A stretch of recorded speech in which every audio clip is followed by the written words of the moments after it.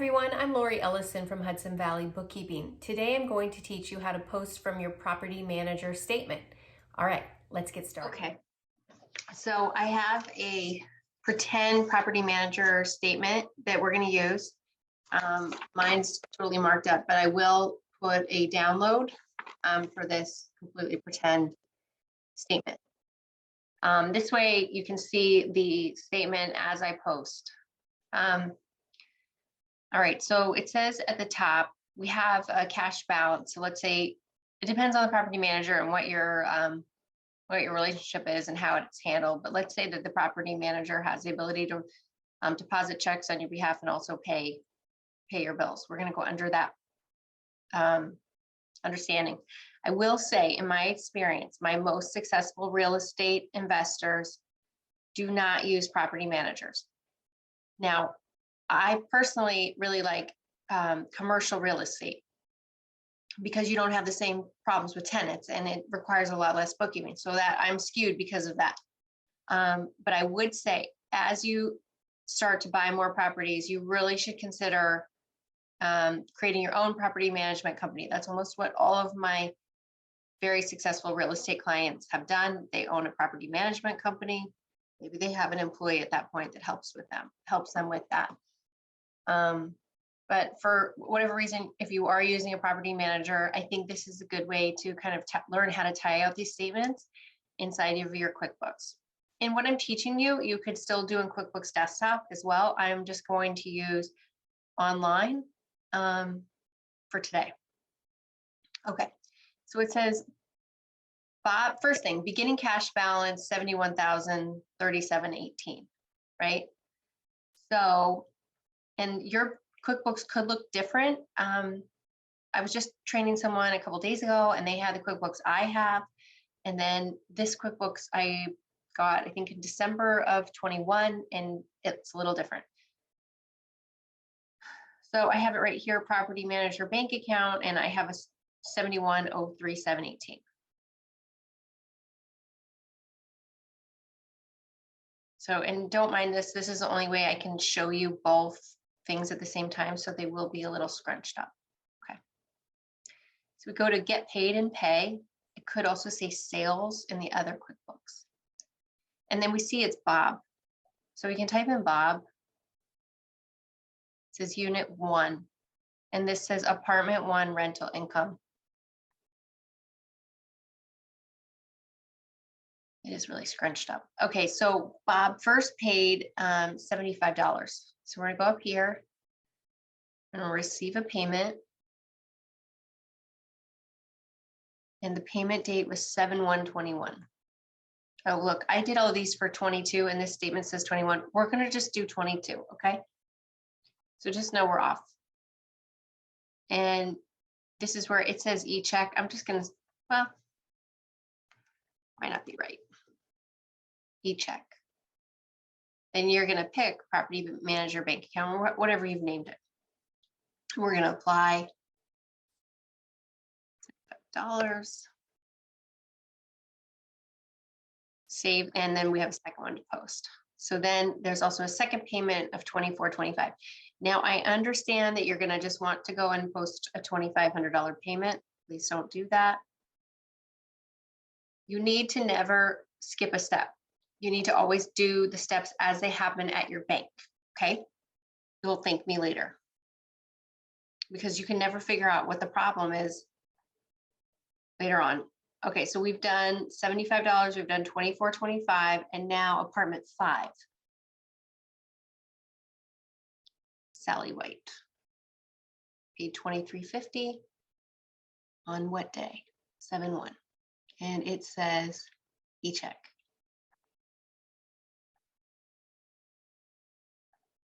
If you click the whole thing, it's going to receive the whole amount. Okay.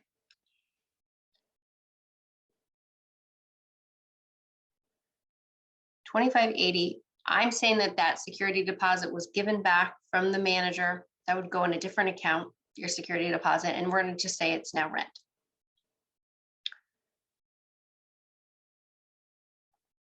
Let me just show you on the balance sheet. right here we have a security deposit of $25.80.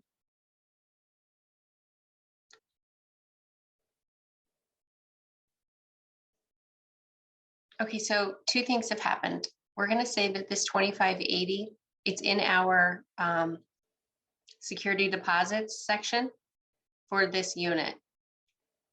But there's two things. One, you would have to, let's say that the person was not entitled to any of their security deposit because they had, not paid their rent, they destroyed the unit. There could be a whole bunch of things.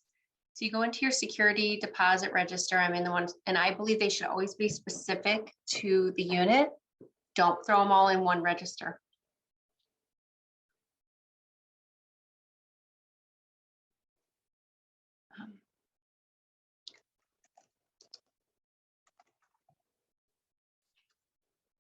Okay, let me just drag this over so I can show you. So I'm going to decrease this liability and put it to rental income. Let me see what number that was. We're not going to, I don't know which one. I'm just making this up. I'm just going to put it here. Okay, so that takes care of the liability piece. But let me just show you the other thing.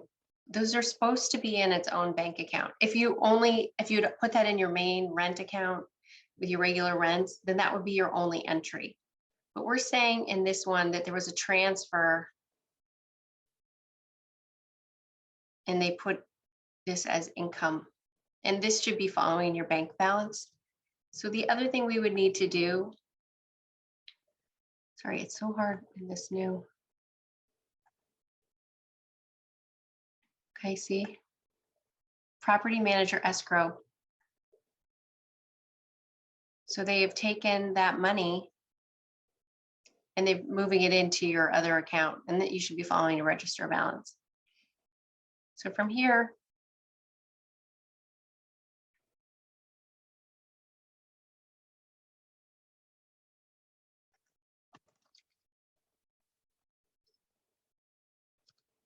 PM, property manager, operating.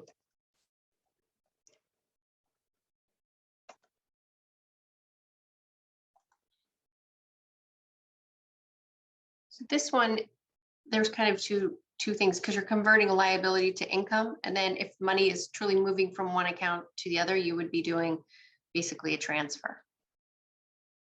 Okay. Let me go back and we'll just follow the balance from there. I should have done that. Okay, so on 7/5, a check was written to the Village of Montgomery Water Department.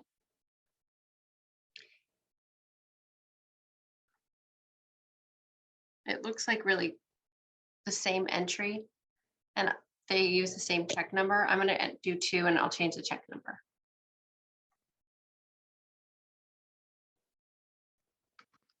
Now I already entered all of these and did a pre-fill so I could make this video quick. So you're not watching me have to create these codes. I've done quite a few about these on classes and like how to set this stuff up. So this is more, you've got kind of your bearings in QuickBooks. Okay, so I did the first check for $850 and the second check is $286.59.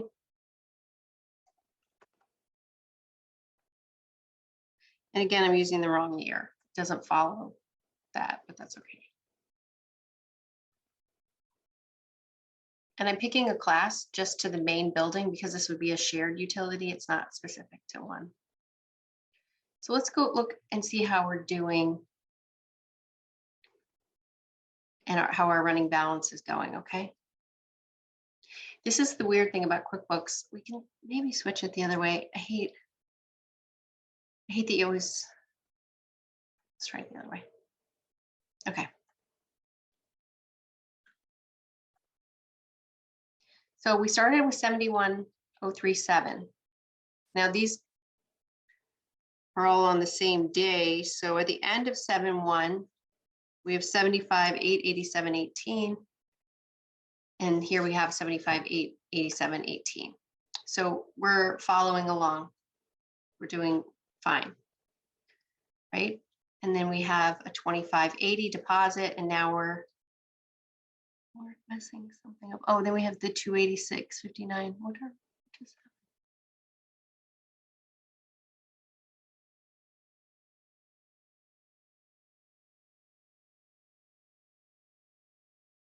that? Oh, look, my bank account got wrong. Good.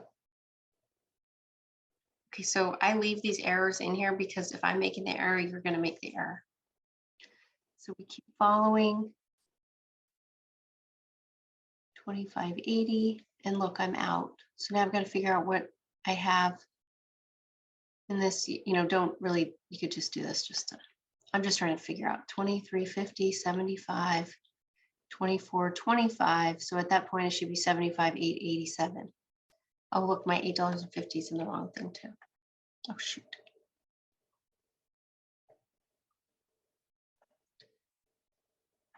So watch that if you go to write a check and then it's throwing it in the wrong account.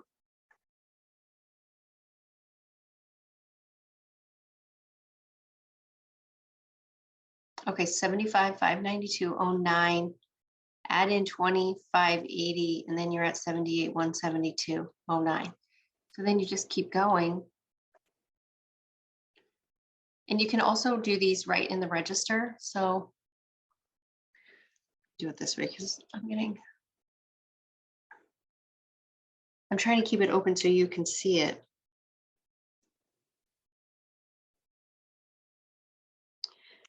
Okay, and then there's 2 management fees paid.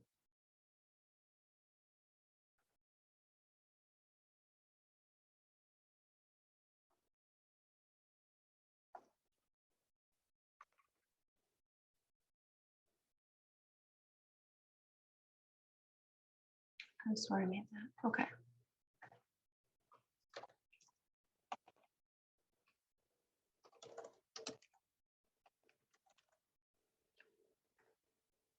Okay, property manager. We're just going to do for the whole building. And the payment is $89.58. So if you do it I set up like pre-filled accounts for each vendor, and this one wasn't set up, but I'm not sure that they work in the register. Property management fee, save.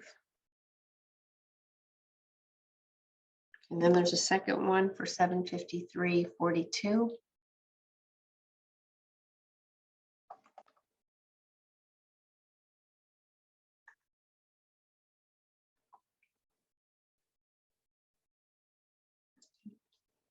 So my balance now should be $77,329.09. So you just keep adding, but I'll show you ones.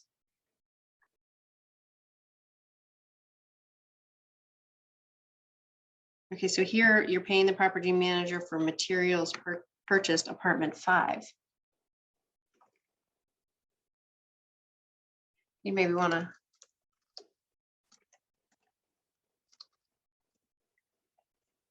Okay, so then you go here and pick unit 5. And it's $91.25, and then you're going to have to change it. I would just put it to repairs. $77,237.84. So we're doing good. Okay. And then see how it looks out of order a little bit the way it's going. Click the refresh. See if that fixes it. Okay, took us to a different one. Okay. Okay, so now we have $14.93 received from apartment 3.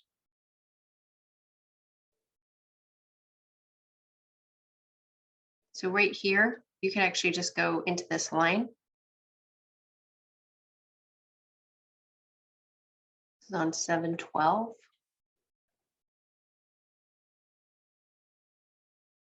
It's going to go straight to property manager bank account.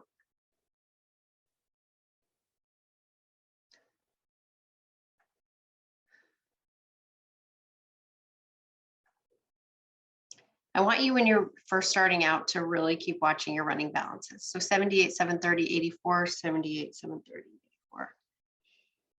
Okay, now we're going to write some more expenses.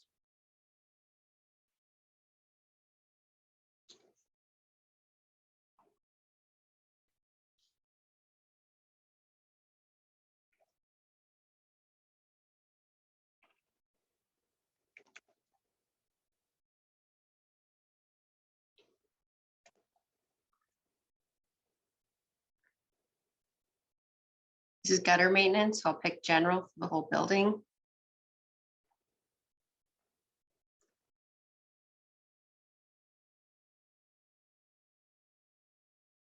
So we're now 7,000 owner distribution. That means 7,000 is heading into the owner's account, sending it out of the account that the property manager is handling.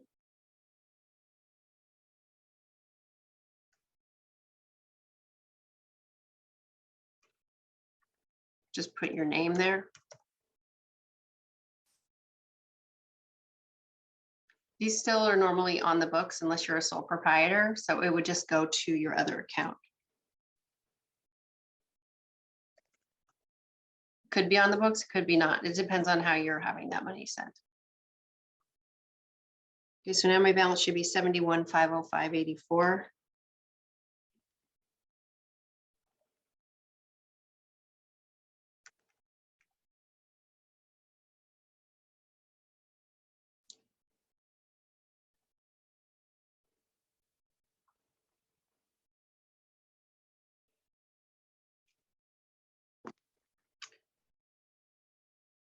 So now we're going to do 725 check for $850.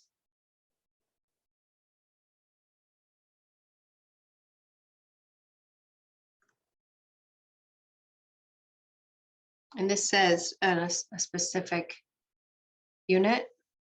So then that's the class you would pick. We never in real estate bookkeeping, I want to see lots of all the income codes for every unit you have. I do not want to see an expense code for every unit.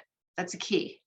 The reason I have you create a unit for every unit, an income account code for every unit is because I want you to be able to run a really nice rent roll and see your individual rents in every month. And then that way you can run a profit and loss for a year with columns by month.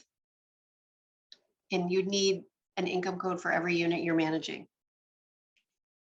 You don't need an expense code for every unit you're managing. It's totally different. And I'm also doing that. So if you have to show a banker how much you're bringing in, they're not going to care so much about your expenses. They're really going to care about that gross rent. Okay, so 70,573.70 right here and matches. Okay, we're almost done.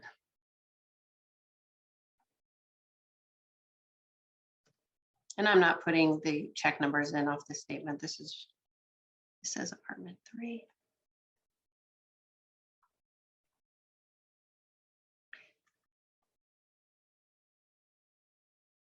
Don't get too crazy either, like HVAC repairs and maintenance, this type of repair, that repairs and maintenance, anything you're fixing on a building, and then you should have landscaping.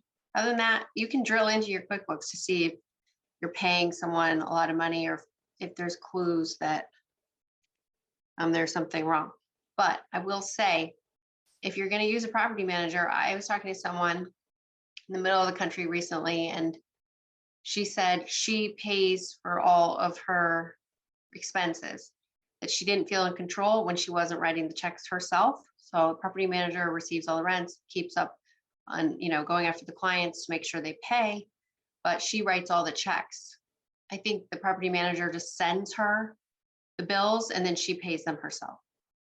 So, there can be many different relationships with the property manager, and interview a bunch if one relationship isn't really something you feel comfortable with. Okay, so we're going to receive rent, $2,600. Let's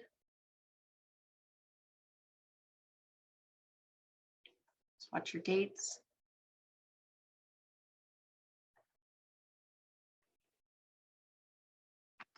And probably until you're really good in here, don't go do all of one thing. And that's why I'm showing you them in order. Okay, so see, we're following, we're still good. Because when you're first starting out, it's really probably better to do it one at a time and keep checking your balance as you learn. Okay.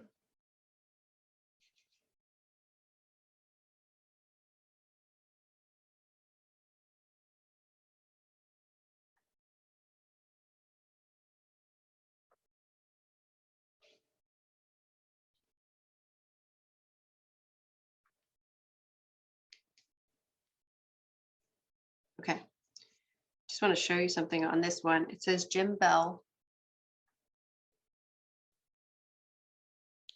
prepaid payment, 3,800.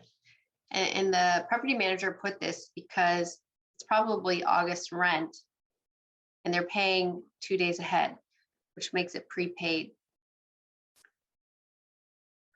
But I'm going to tell you right now, unless it's new, the year, like December 31st, and they're paying for January.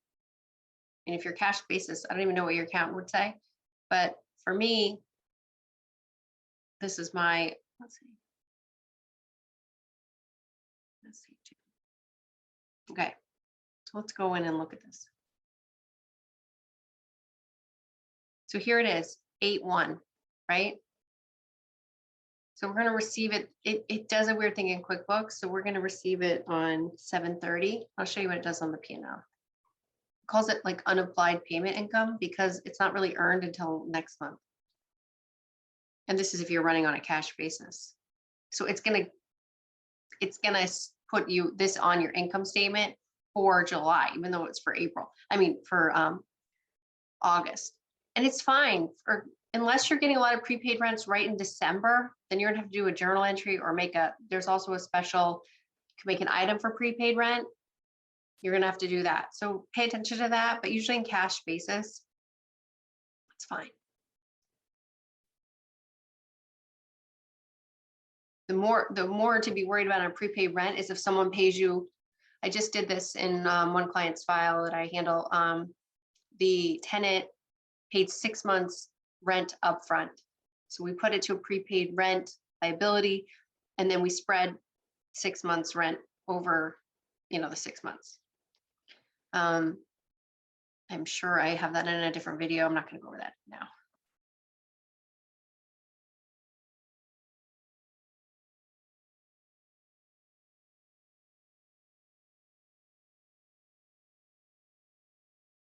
Okay, so see, look, we're still matching 76, 626, 16. Then there's a bank fee.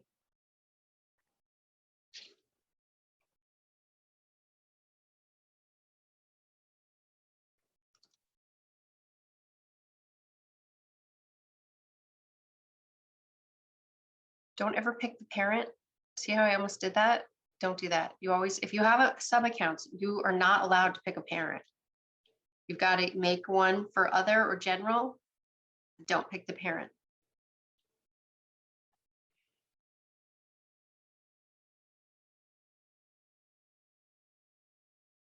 Okay, and then I guess let me see. I need a full screen here. Save. Okay. Oh shoot. Okay.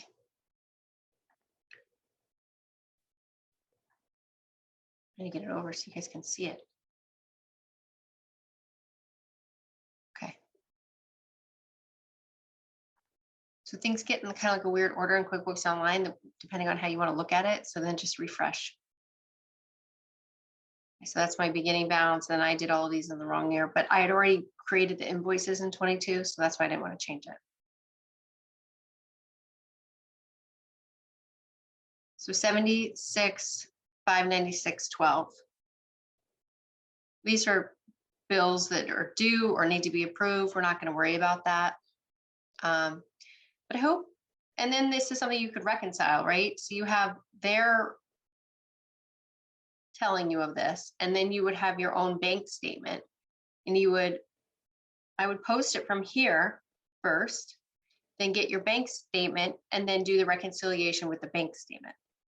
And whatever your property man, if they're doing it in this fashion, it should match your bank statement. Okay. I hope this was helpful. Please put in the comments any other types of videos you'd like me to make. All right. Have a great day.